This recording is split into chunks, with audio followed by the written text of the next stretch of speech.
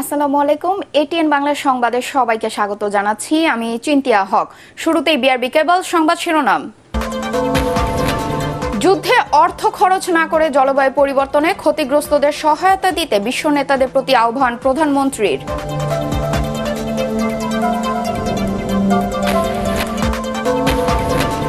দুদিনের সফরে ঢাকায় কাতারের আমির, লাল গালিচা অভ্যর্থনা, সই হতে পারে ৬টি চুক্তি ও ৫টি সমঝোতা স্মারক।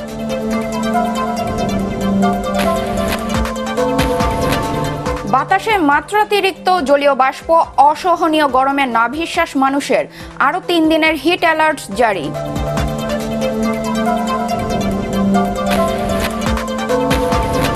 সনদ জালিয়াতির ঘটনায় কারিগরি শিক্ষা বোর্ডের চেয়ারম্যানকে অব্যাহতি দিল শিক্ষা মন্ত্রণালয়, ডিবিতে তলব।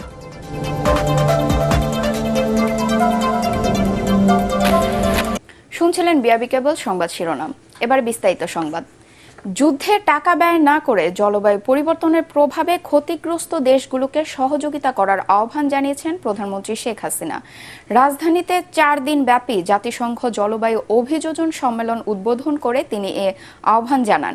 আগামী ২৭ বছরের জন্য সরকার যে জাতীয় অভিযোজন পরিকল্পনা গ্রহণ করেছে তা বাস্তবায়নে ধনী দেশগুলোকে এগিয়ে আসার আহ্বান জানান প্রধানমন্ত্রী। বিস্তারিত জানাচ্ছেন আপেল মাহমুদ। প্রচণ্ড তাপদাহে বিপর্যস্ত জনজীবন, জলবায়ু পরিবর্তনের প্রভাবে ঘন ঘন বন্যা, ঝড়সহ প্রাকৃতিক দুর্যোগের শিকার গোটা বিশ্ব। জলবায়ু পরিবর্তনের এই অভিঘাত মোকাবেলায় শুরু হয়েছে ৪ দিনব্যাপী জাতিসংঘ জলবায়ু অভিযোজন সম্মেলন, national adaptation plan nap expo. রাজধানীর বঙ্গবন্ধু আন্তর্জাতিক সম্মেলন কেন্দ্রে এই এক্সপোর উদ্বোধন করেন প্রধানমন্ত্রী শেখ হাসিনা। শুভ উদ্বোধন ঘোষণা করছি। প্রধানমন্ত্রী বলেন, বাংলাদেশের দুর্যোগ ঝুঁকি হ্রাস ও জলবায়ু পরিবর্তন অভিযোজনে কার্যকর পদক্ষেপ নেয় সাম্প্রতিক সময়ে দুর্যোগে ক্ষয়ক্ষতি কম হয়েছে। আগামীতে জলবায়ু পরিবর্তনের ঝুঁকি মোকাবেলায় সরকারের পরিকল্পনাও তুলে ধরেন তিনি। আগামী ২৭ বছর ন্যাপে গৃহীত কর্মপরিকল্পনা সমূহ বাস্তবায়নের জন্য আমাদের প্রায় ২৩০ মিলিয়ন মার্কিন ডলারের প্রয়োজন। এজন্য সুনির্দিষ্ট তহবিল ও অতিরিক্ত আর্থিক সংস্থানের ব্যবস্থা গ্রহণে আমি ধনী দেশ ও আন্তর্জাতিক সম্প্রদায়ের প্রতি আহ্বান জানাচ্ছি। আসুন সকলকে সঙ্গে নিয়ে আরও নিবিড়ভাবে এই ধরিত্রী রক্ষায় আমরা কাজ করি। সেই সাথে একটি কথা না বলে পারছি না, এই যুদ্ধে অস্ত্র এবং অর্থ ব্যয় না করে সে টাকাগুলি এই জলবায়ু পরিবর্তনে যদি ব্যয় করা হতো তো বিশ্বটা রক্ষা পেত। আগামী প্রজন্মের জন্য নিরাপদ পৃথিবী করতে ৬ দফা দাবিও তুলে ধরেন সরকার প্রধান। COP26 এর সিদ্ধান্ত অনুযায়ী উন্নত দেশগুলোকে ২০২৫ সালের মধ্যে অভিযোজন অর্থায়ন ২০১৯ সালের তুলনায় দ্বিগুণ করার কথা। এটি বাস্তবায়নে আমি ধনী দেশগুলোর প্রতিও আহ্বান জানাই। পরে এক্সপোর বিভিন্ন স্টল ঘুরে দেখেন প্রধানমন্ত্রী। দেশে প্রথমবারের মতো আয়োজিত এই সম্মেলনে অংশ নিয়েছেন ১০৪টি দেশের জলবায়ু বিশেষজ্ঞ, এনজিও প্রতিনিধি সহ বাংলাদেশের বিভিন্ন মন্ত্রণালয়ের প্রতিনিধিরা। Apple Mahmud, ATN Bangla, Dhaka. বাংলাদেশের সাথে বিদ্যমান কূটনৈতিক ও বাণিজ্যিক সম্পর্ককে আরও এগিয়ে নিতে দুদিনের সফরে ঢাকায় এসেছেন কাতারের আমির Sheikh Tamim bin Hamad Al Thani. রাষ্ট্রপতি মোহাম্মদ শাহাবুদ্দিন ও প্রধানমন্ত্রী শেখ হাসিনার আমন্ত্রণে আমিরের এই সফরে ৬টি চুক্তি ও ৫টি সমঝোতা স্মারক সই হবার কথা। সোমবার বিকেলে হজরত শাহজালাল আন্তর্জাতিক বিমানবন্দরে কাতারের আমিরকে স্বাগত জানান রাষ্ট্রপতি মোহাম্মদ শাহাবুদ্দিন। বিস্তারিত মনিউর রহমানের রিপোর্টে। বিকাল ৫টায় কাতার এয়ারওয়েজের বিশেষ বিমানে ঢাকায় এসে পৌঁছান দেশটির আমির Sheikh Tamim bin Hamad Al Thani. বিমানবন্দরে তাকে লাল গালিচা অভ্যর্থনা জানান রাষ্ট্রপতি মোহাম্মদ শাহাবুদ্দিন। সশস্ত্র বাহিনীর পক্ষ থেকে আমিরকে দেওয়া হয় গার্ড অফ অনার। ২১ বার তোপধ্বনির মধ্য দিয়ে জানানো হয় আগমনী বার্তা।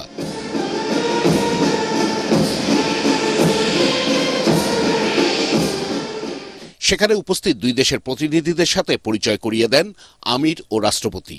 সরকারের বর্তমান মেয়াদে মধ্যপ্রাচ্যের কোনো দেশ থেকে এটি প্রথম রাষ্ট্র ও সরকার প্রধানের বাংলাদেশ সফর। মঙ্গলবার প্রধানমন্ত্রী শেখ হাসিনা ও কাতারের আমিরের মধ্যে অনুষ্ঠিত হবে শীর্ষ বৈঠক। প্রধানমন্ত্রীর কার্যালয়ে অনুষ্ঠিতব্য বৈঠকে দ্বৈতকর পরিহার ও কর ফাঁকি, আইনগত সহযোগিতা, সাগরপথে পরিবহন, পারস্পরিক বিনিয়োগ উন্নয়ন ও সুরক্ষা এবং যৌথ ব্যবসা পরিষদ গঠনসহ 6টি চুক্তি সই হবার কথা রয়েছে। এছাড়াও শ্রমশক্তি ও বন্দর পরিচালনা সহ আরও 3টি খাতে সই হবে সমঝোতা স্মারক। ওই দিন দুপুরে বঙ্গভবনের রাষ্ট্রপতি মোহাম্মদ শাহাবুদ্দিনের সাথে সৌজন্য সাক্ষাৎ করবেন কাতারের আমির। 2 দিনের সফর শেষে মঙ্গলবার বিকেলে ঢাকা ছেড়ে যাবেন আমির Sheikh Tamim bin Hamad Al Thani. Qatar মধ্যপ্রাচ্যে বাংলাদেশের অন্যতম শ্রমবাজার। সেখানে কর্মরত প্রায় 4 লাখ বাংলাদেশি। এছাড়াও শক্তিশালী অর্থনীতি ও কূটনৈতিক তৎপরতা এবং মধ্যস্থতার কারণে কাতার মধ্যপ্রাচ্যে একটি প্রভাবশালী দেশ হিসেবে পরিচিত। মনির রহমান, এটিএন বাংলা, ঢাকা। 5 দিনের রাষ্ট্রীয় সফরে বুধবার থাইল্যান্ড যাচ্ছেন প্রধানমন্ত্রী শেখ হাসিনা। ঐতিহাসিক এই সফরে দুদেশের মধ্যে 5টি চুক্তি ও সমঝোতা স্বাক্ষরিত হবে বলে জানিয়েছেন পররাষ্ট্রমন্ত্রী ডক্টর হাসান মাহমুদ। দুই প্রধানমন্ত্রীর মধ্যে আলোচনায় গুরুত্ব পাবে মুক্ত বাণিজ্য, সবুজ জ্বালানি, পর্যটন খাত ও রোহিঙ্গা প্রত্যাবাসন ইস্যু। ইমদাদুল্লাহ বাবুর রিপোর্ট। থাইল্যান্ডের প্রধানমন্ত্রী শ্রেথা থাভিসিনের আমন্ত্রণে 5 দিনের রাষ্ট্রীয় সফরে ব্যাংকক যাচ্ছেন প্রধানমন্ত্রী শেখ হাসিনা। 1972 সালে দেশটির সাথে কূটনৈতিক সম্পর্ক স্থাপনের পর এই প্রথম বাংলাদেশের কোনো প্রধানমন্ত্রী সরকারি সফরে যাচ্ছেন ব্যাংককে। ঐতিহাসিক এই সফরে শেখ হাসিনার সাথে থাই প্রধানমন্ত্রীর বৈঠক হবে। এছাড়াও থাইল্যান্ডের রাজপ্রাসাদে সাক্ষাৎ হবে দেশটির রাজা ও রানীর সাথে।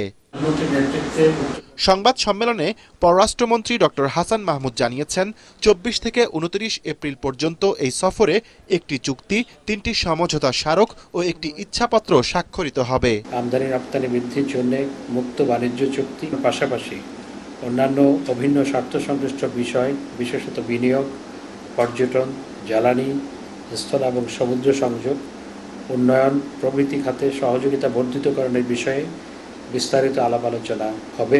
মন্ত্রী আরও জানান, রাষ্ট্রীয় এই সফরে ব্যাংককে ইউএন এসক্যাপের 80তম অধিবেশনে ভাষণ দেবেন প্রধানমন্ত্রী। অধিবেশনের শুরুতে জাতিসংঘ এজেন্ডা 2030 ও টেকসই উন্নয়ন অভিষ্ট বিষয়ে মাননীয় প্রধানমন্ত্রী বিশেষ বক্তব্য প্রদান করবেন। একই দিন মাননীয় প্রধানমন্ত্রীর সাথে ইউএন এসক্যাপের নির্বাহী সচিব সৌজন্য সাক্ষাৎ করবেন। থাইল্যান্ডে এই সরকারি সফরটি ফলপ্রসূ হবে বলে আমরা প্রচণ্ডভাবে আশাবাদী। এদিকে 3 দিনের সফরে ঢাকায় আসা কিরগিস্তানের উপপররাষ্ট্রমন্ত্রী আভাজবেক আতাখানোভের সাথে বৈঠক করেন পররাষ্ট্রমন্ত্রী ডক্টর হাসান মাহমুদ। বৈঠকে স্থান পায় দুদেশের স্বার্থ সংশ্লিষ্ট নানা বিষয়। ইমদাদুল্লাহ বাবু, এটিএন বাংলা, ঢাকা। দেশের বিভিন্ন স্থানে তাপপ্রবাহ অব্যাহত থাকায় আরও 3 দিনের হিট অ্যালার্ট জারি করেছে আবহাওয়া অধিদপ্তর। এর আগে শুক্রবার থেকে রোববার পর্যন্ত ছিল এই সতর্কতা। এদিকে এক গবেষণা বলছে, আবহাওয়া অধিদপ্তরের দেয়া তাপমাত্রার চেয়ে অন্তত 4 ডিগ্রি বেশি ঢাকার তাপমাত্রা। এ কারণে অসহনীয় গরমে নাভিশ্বাস উঠেছে সাধারণ মানুষের। আরও জানাচ্ছেন মাজহারুল হক মুহাজির। কাঠফাটা রোদে রাজধানীর শাহবাগে গাছের ছায়ায় বিশ্রাম নিচ্ছিলেন মাঝবয়সী রিকশা চালক দেলোয়ার। তারপরও গরমে হাঁসফাঁস করছিলেন তিনি। 1 ঘন্টা রিকশা চালান, 1 ঘন্টা বিশ্রাম। কয়েকদিন এভাবেই এখন চলছে তার। রাজধানীর বিভিন্ন এলাকায় কর্মজীবী বেশিরভাগ মানুষেরই প্রচণ্ড গরমে এমন দুরবস্থা। পানি খাইলাম, পানি কেমন বইতেছে, শরীরে কুলে না, মানে মনে চায় না যে খেপ মারতে, এখন পেটের দায় মারতে হইব, মানে কষ্ট করে মারি, মন চায় না চালাইতে। এত কষ্ট পরিমাণে বলা যাবে না, আমার জন্ম করতে আমি কষ্ট করি না গরমে। শ্রমজীবী নিম্ন আয়ের এই মানুষদের মতো রাজধানীর বিভিন্ন এলাকায় তাপপ্রবাহে নাজেহাল অনেকেই স্বস্তি খুঁজছেন পথের ধারের শরবত পানীয়ের দোকানে। গরম তো মানুষে খায় ঠান্ডা পানি, শরবত, লেবুর শরবত। 5টা খেপ মারছি, 5টা খেপে মনে করেন যে 250 টাকা হয়েছে। নিচের গরমে উপরের গরমে মানে এক হয়ে যাইতেছে, কোনো শান্তি পেতেছি না। দেশের বায়ুমণ্ডলীয় দূষণ অধ্যয়ন কেন্দ্র ক্যাপসের গবেষণা বলছে, গেল 5 দিনে আবহাওয়া অধিদপ্তরের দেয়া হিসেবের চেয়েও রাজধানীর তাপমাত্রা বেশি, যা আশঙ্কার মনে করছে তারা। ঢাকার মতো মাইক্রো ক্লাইমেটিক যে অ্যাক্টিভিটি, এটি পৃথিবীর খুব কম শহরে আছে। কারণ এইখানকার ভূমিতে বিভিন্ন ডাইভার্সিটি আছে। গ্লাসমেড বিল্ডিংটা থেকে হিট রিফ্লেক্ট করে এই বিল্ডিংয়ের চারপাশের এলাকাটিকে উত্তপ্ত করে তুলছে কয়েক মিনিটের মধ্যে, ফলে শত শত গ্লাসমেড বিল্ডিং হিট চেম্বারে রূপান্তরিত হয়েছে এবং এটি আগামী দিনে আরও বেশি সংকটের তৈরি করার ঝুঁকি তৈরি করছে। এদিকে রাজধানী সহ সারা দেশে আরও 3 দিন বাড়ানো হয়েছে হিট অ্যালার্ট। এই তাপপ্রবাহের কারণে 27 এপ্রিল পর্যন্ত সরকারি ঘোষণায় বন্ধ রাখা হয়েছে সব শিক্ষা প্রতিষ্ঠান। মাজহারুল হক মুহাজির, এটিএন বাংলা, ঢাকা। বৈশ্বিক তাপমাত্রা বৃদ্ধি নিয়ন্ত্রণে এখনই সব দেশকে একসাথে কাজ করার তাগিদ দিয়েছেন বন, পরিবেশ ও জলবায়ু পরিবর্তন মন্ত্রী সাবের হোসেন চৌধুরী। বঙ্গবন্ধু আন্তর্জাতিক সম্মেলন কেন্দ্রে জাতিসংঘের জলবায়ু অভিযোজন সম্মেলনের উচ্চ পর্যায়ের সম্মেলনে তিনি বলেন, তাপমাত্রা 1 ডিগ্রি সেলসিয়াস বাড়লে জলবায়ু অভিযোজনের খরচ অনেক বেড়ে যায়, অথচ উন্নত দেশগুলো অভিঘাত মোকাবেলায় প্রয়োজনীয় অর্থ ছাড় করছে না। ফজলে রাব্বি রিপোর্ট। ঢাকায় জাতিসংঘের জলবায়ু অভিযোজন সম্মেলনের প্রথম দিন ভবিষ্যতের জন্য পরিবর্তিত পরিকল্পনা নিয়ে উচ্চ পর্যায়ে সংলাপ অনুষ্ঠিত হয়। UNFCCC এর নির্বাহী সচিব সাইমন স্টিল, ফিলিপাইনের ক্লাইমেট চেঞ্জ কমিশনের পরিচালক রবার্ট E.A. বোর্জে, বাংলাদেশের বন, পরিবেশ ও জলবায়ু পরিবর্তন বিষয়ক সচিব ডক্টর ফারিনা আহমেদ আলোচনা করেন জলবায়ু পরিবর্তনের অভিঘাত মোকাবেলার করণীয় নিয়ে। সংলাপ সঞ্চালনা করেন বাংলাদেশের জলবায়ু পরিবর্তন মন্ত্রী সাবের হোসেন চৌধুরী। তিনি বলেন, জলবায়ু পরিবর্তন বাংলাদেশের একার সমস্যা নয়, তাই চাই বৈশ্বিক সংহতি। জলবায়ু পরিবর্তনের প্রভাব মোকাবেলায় UNFCCC-কে প্রতিশ্রুতি অনুযায়ী ভূমিকা রাখতেই হবে। এই সমস্যা বাংলাদেশের নিজস্ব কোনো সমস্যা না, কাজেই সব দেশকেই এক্ষেত্রে দায়িত্বশীল হতে হবে। বৈশ্বিক তাপমাত্রা বৃদ্ধির হার 1.5% বেঁধে রাখার চেষ্টা সফল করতে এখনই কার্বন নিঃসরণের লাগাম টেনে ধরার তাগিদ দেন সাবের হোসেন চৌধুরী। সমস্যাকে খোলা ছেড়ে দিয়ে আমরা তা মোকাবেলা করতে পারবো না। কার্বন নিঃসরণের লাগাম এখনই টেনে ধরার পাশাপাশি নবায়নযোগ্য জ্বালানির ব্যবহার বাড়াতে হবে 3 গুণ, দ্বিগুণ হারে ব্যবহার বাড়াতে হবে জ্বালানি দক্ষ যন্ত্রাংশ। সম্মেলনে বক্তারা বলেন, জলবায়ু পরিবর্তনের প্রভাব মোকাবেলায় বৈশ্বিকভাবে চিন্তা করলেও মূল কাজ করতে হবে স্থানীয়ভাবে। ফজলে রাব্বি, এটিএন বাংলা, ঢাকা। সনদ জালিয়াতির ঘটনায় কারিগরি শিক্ষা বোর্ডের চেয়ারম্যান পদ থেকে অব্যাহতি পাওয়া আলী আকবরকে তলব করেছে গোয়েন্দা পুলিশ ডিবি। অতিরিক্ত কমিশনার হারুনুর রশিদ জানান, এই কাণ্ডে অর্থ লেনদেনের সাথে জড়িত দুদক ও গণমাধ্যম কর্মীদের যেসব নাম পাওয়া গেছে পর্যায়ক্রমে তাদের জিজ্ঞাসাবাদ করা হবে। মনির হোসেন তপুর রিপোর্ট। টাকা দিলেই মিলেছে কারিগরি শিক্ষা বোর্ডের জাল সার্টিফিকেট, মার্কশিট, রেজিস্ট্রেশন কার্ড ও প্রবেশপত্র। ওই শিক্ষা বোর্ডের অসাধু কর্মকর্তাদের যোগসাজেশেই চলত এই রমরমা বাণিজ্য। ডিবির জালে এরই মধ্যে গ্রেফতার হয়েছেন বোর্ড চেয়ারম্যানের স্ত্রী শেহলা পারভিন সহ 3 জন।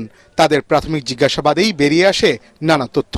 কারিগরি শিক্ষা বোর্ডের সিস্টেম অ্যানালিস্টের জবানবন্দি থেকে জানা যায়, তাদের এই কুকর্ম গা ঢাকা দিতে মোটা অঙ্কের টাকা দিয়েছেন দুদক কর্মকর্তা সহ সাংবাদিকদের। রুবেল, হাসমত ছোট পর্যায়ের এবং বড় পর্যায়ের মধ্যে। মিন্টু রোডে মিডিয়া সেন্টারে এসব তথ্য জানিয়ে ডিবি প্রধান বলেন, সবাইকে পর্যায়ক্রমে তলব করা হবে। সিস্টেম অ্যানালিস্ট প্রধান আসামি যে গ্রেফতার করলাম, সে 160 বলে যা যা বলেছেন তা আমরা অনেক কিছু শুনেছেন। এখন আমরা মনে করি যে এখানে যাদের নামে এসেছে তাদেরকে প্রত্যেককে আমরা পর্যায়ক্রমে ডাকবো। আগে আমাদেরকে একটু বোর্ডের যে সাবেক চেয়ারম্যান, যিনি তাকে গতকাল ওএসডি করা হয়েছে, আপনারাই বললেন, এখন তাকে আমরা আগামীকাল ডাকবো।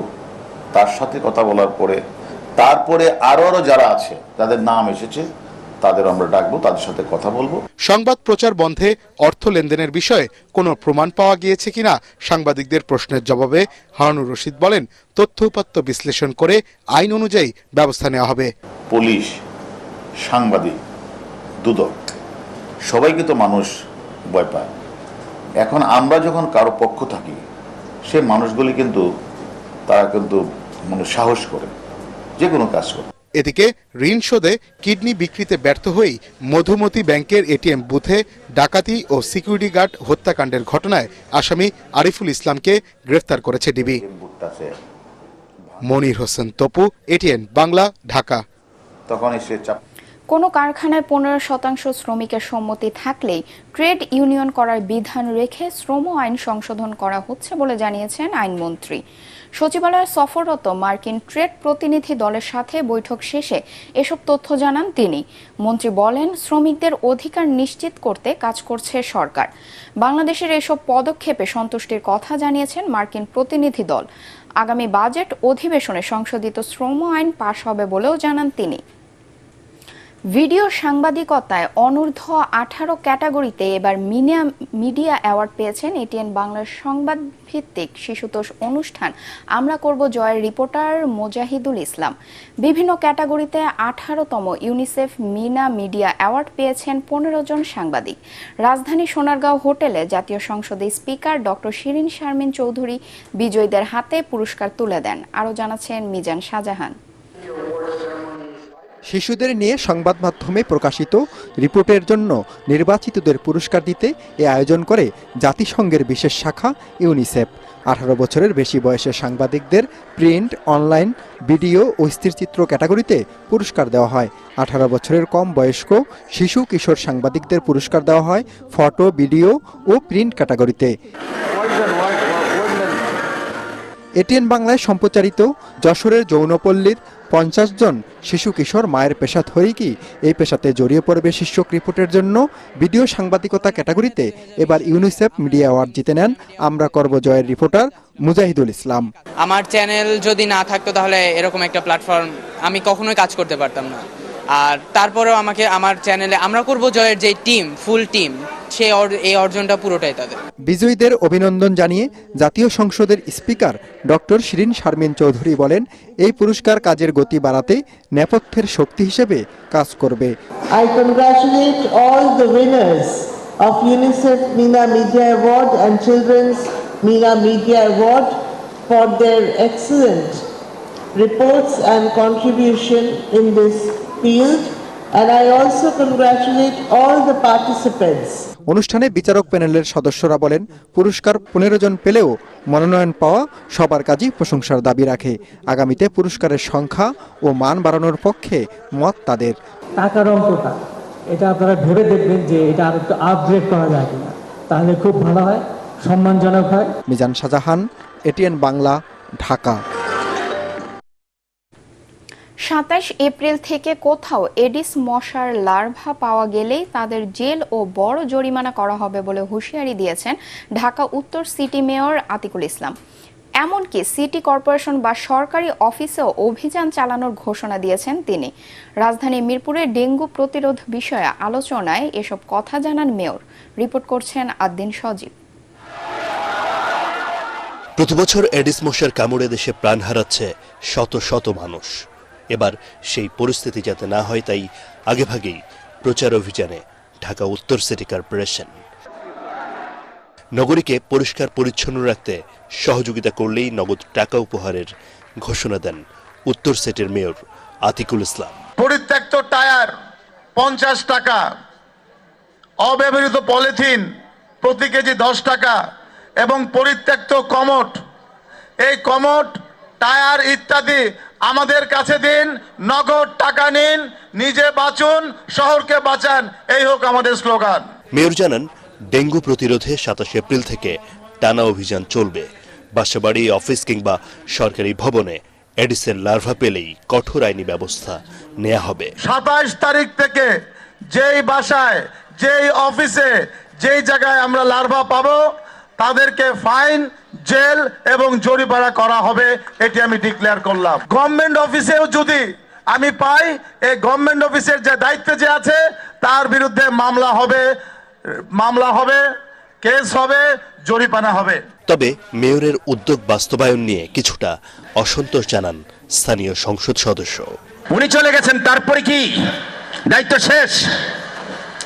তারপরে কিন্তু যারা দায়িত্বে আছেন তারা সঠিকভাবে পালন করছেন বলে আমার কাছে মনে হচ্ছে না।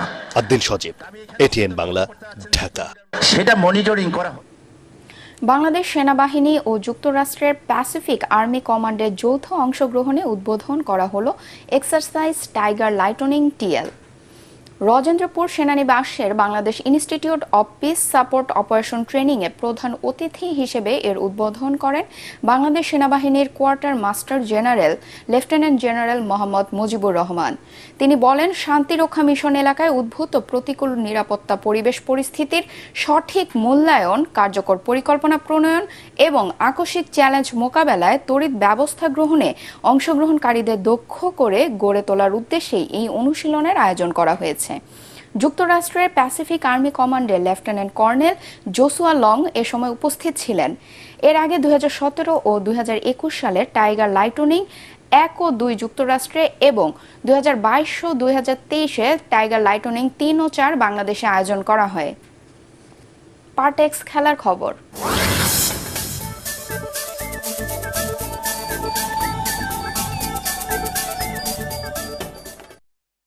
ঢাকা প্রিমিয়ার ক্রিকেট ডিপিএলে সুপার লিগের ম্যাচে জয় পেয়েছে শাইনপুকুর মোহামেডান এবং আবাহনী লিমিটেড। মিরপুর শেরেবাংলা স্টেডিয়ামে প্রথমে ব্যাট করে 178 রানে অল আউট হয় প্রাইম ব্যাংক। দলের পক্ষে সর্বোচ্চ 68 রান করেন অধিনায়ক জাকির হোসেন। মুশফিকুর রহিমের ব্যাট থেকে আসে 44 রান। জবাবে লিটন দাসের অপরাজিত 56 এবং তৌহিদ হৃদয়ের 55 রানে ভর করে 5 উইকেটে 183 রান তুলে জয় পায় আবাহনী লিমিটেড। ডিপিএলের অন্য ম্যাচে অঙ্কনের সেঞ্চুরিতে শেখ জামাল ধানমন্ডি ক্লাবকে 5 উইকেটে হারিয়েছে মোহামেডান এবং গাজী গ্রুপ ক্রিকেটার্সকে 13 রানে পরাজিত করেছে শাইনপুকুর ক্রিকেট ক্লাব। শেষ করার আগে বিআরবি কেবল সংবাদ শিরোনাম আরেকবার। যুদ্ধে অর্থ খরচ না করে জলবায়ু পরিবর্তনে ক্ষতিগ্রস্তদের সহায়তা দিতে বিশ্ব নেতাদের প্রতি আহ্বান প্রধানমন্ত্রীর।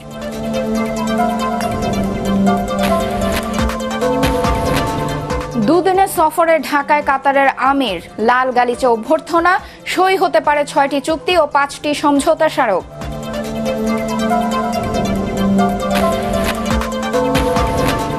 বাতাসে মাত্রাতিরিক্ত জলীয় বাষ্প, অসহনীয় গরমে নাভিশ্বাস মানুষের, আরও 3 দিনের হিট অ্যালার্ট জারি।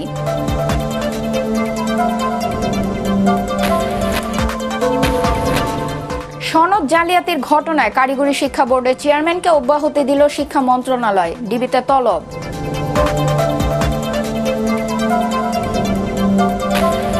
পরবর্তী সংবাদ দেখার আমন্ত্রণ জানিয়ে এখনকার মতো শেষ করছি। এটিএন বাংলা সংবাদ ইউটিউবে দেখতে ব্রাউজ করুন youtube/ATN Bangla News। ধন্যবাদ সবাইকে।